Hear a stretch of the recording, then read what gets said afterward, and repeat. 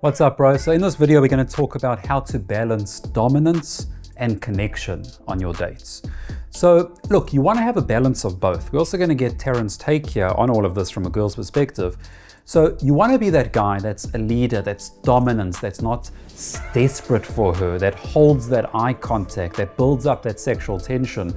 But also, you want to be the guy that builds a connection, that gets to know her, that shares things about his own life, that gets to know her life, that talks a little bit about his life and his history and her life and her history and her goals and what she's looking for and who she is as a person, her hobbies, her interests, the important things in her life, the important things in your life, your family, her family. You want to talk about these things, okay? But you don't want to only do that and there's zero dominance, okay? There's zero eye contact, there's zero leadership, there's zero, you're not expressing your opinions, you don't have any boundaries, okay? Because if you just have one or the other, it's not going to work. If you only have that sexual tension through that dominance and strong eye contact and you have boundaries, all of that type of stuff, but you're never actually interested in her life and you never share anything about your life, eventually it'll just be this tension, but there's nothing there to glue it together. And from your perspective, if there is that sexual tension, if it's pretty strong, but you see that the guy's not interested in really getting to know you and he's also not sharing anything about himself, what are you going to think, even though there is that sexual chemistry? I'd probably just consider that a fling. It would be a short-term thing. I don't think I could go long-term with someone that I don't have an emotional connection with. For sure. And then let's take the other side of the coin, which is, okay, now all of a sudden he's a strong connection. He's getting to know you. You getting to know him at a deep level. He's talking about his hobbies, his passions, his interests. You telling him everything, but there's zero sexual chemistry. Like, what's that now to you?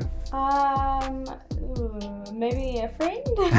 So that's the thing. You have to be in that middle ground. Okay, there's cons to both. Okay, so if you're going on that date, obviously you like the girl and you don't want to go into the friend zone. Okay, so you can't get stuck in, let me just get to know her and never build any of that chemistry, never hold eye contact, never have my own opinions, because then she's just going to either friend zone you or just never speak to you again. Okay, she's entitled to do that. If she's not getting what she wants from the date, if she's not feeling it, she doesn't have to go out with you again just to be nice to you. Okay, so you have to have that balance between that dominance, that sexual tension, as well as the connection. And just think to yourself, if you're going on dates and the girl always kind of sees you as a friend, maybe she even says to you, look, I just don't feel the spark or whatever, then you have to realize, okay, you're doing too much of the connection aspect.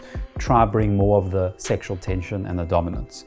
If girls are saying to you, I don't want just a fling, or you're the guy that kind of wants to be with lots of girls, or you're the party guy, if girls are giving you that type of feedback, okay, or maybe it's a good date and it goes well, but then they don't want to see you again because you're just that short-term guy, okay, well then you need to bring back more connection into the conversations. So it's always about that right balance, okay? So if you want to know more about attraction and how to actually build these conversations, conversational skills on dates in general, check below this video, join our free Facebook community.